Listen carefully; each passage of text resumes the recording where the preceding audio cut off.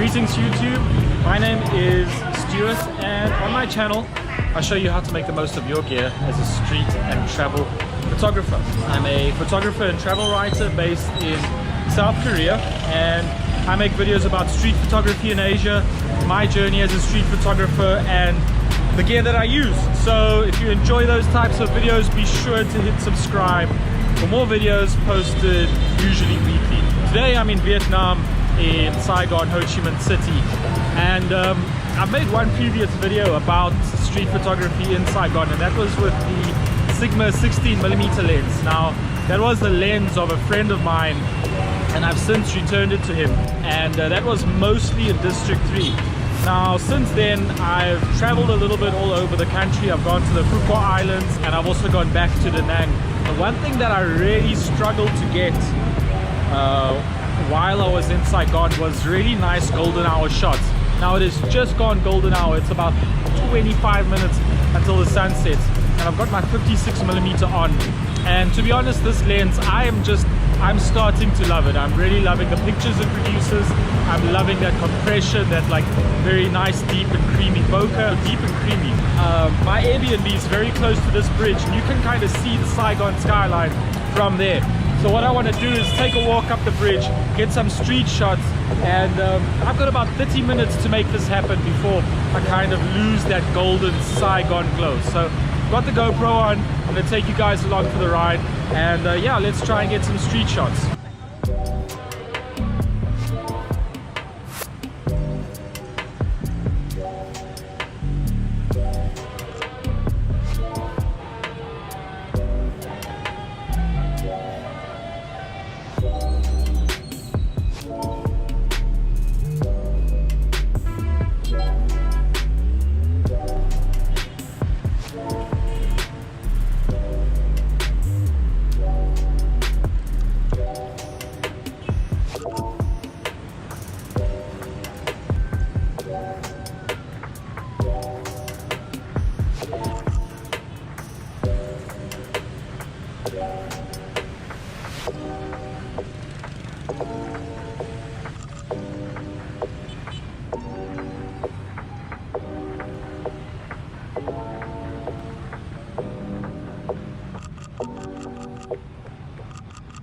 Now I will readily admit that using a 56 for the kind of architectural street shots is not a good idea. The 56 is just too tight to kind of capture the scale of the traffic, that sheer, like just the manic madness of the Saigon traffic. But for now, what I am going to use the 56 for, and where I've seen it really excel, is with the kind of candid human street shots. And you know, just some commentary on Vietnam street photography as opposed to other parts of the world. You know, there's so much movement, and especially the sheer, like just the number of bikes and cars. There's more bikes than anything else, obviously. And that makes it really difficult to shoot street photography of, you know, people on bikes, those kind of subjects. That I found very challenging. It's very different to a place like Hong Kong or Seoul or Busan, you know, other major, more developed Asian cities where there's more foot traffic as opposed to more bike traffic or vehicle traffic. So that's been interesting.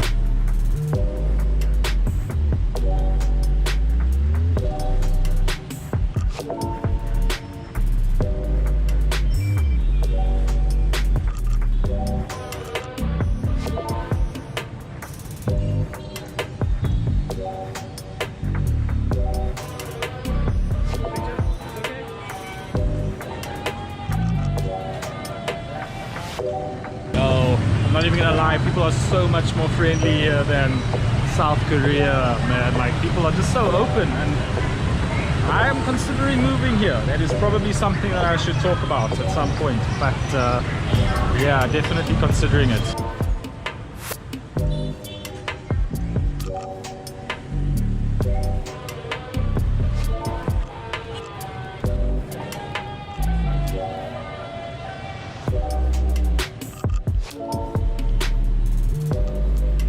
If I am being very honest, I think the thing that draws me to Saigon is the fact that, you know, it is a bit manic, but it reminds me of Ho. It reminds me of Johannesburg.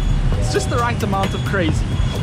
Kind of the balance between being like manic and crazy and all over the show, but at the same time like developed and emerging, and like, you know, there's that Asian kind of make away sort of ingenuity about it, and I love that. And I think that's one of the reasons I could definitely see myself living here after my contract in Korea has expired.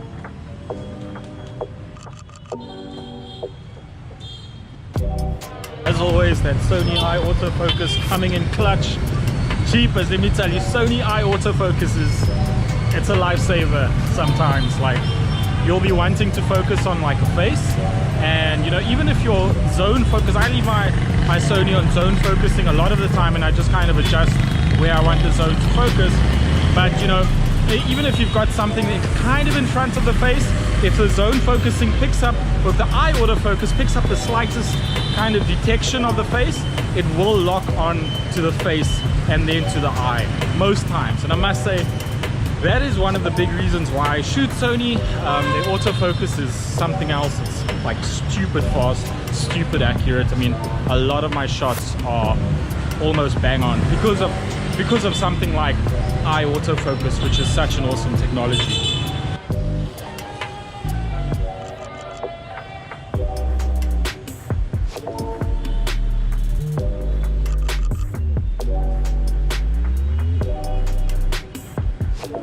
So basically, as you can see, this district is very much a local district. It's just outside, I would say, of like the main District 1 tourist district. And so because of that, you've got like a lot of places of work, offices, eating places, and it is quite authentic. You know, the tourist district is got a bit of a different feel to it, but it's still within walking distance. So you know, it's literally only a couple of 100 meters away. Just kind of sits outside of it, and I like that because, like I say, it gives that very authentic feel, like you are in like a genuine, you know, part of Saigon, and you see how people live on a day-to-day basis.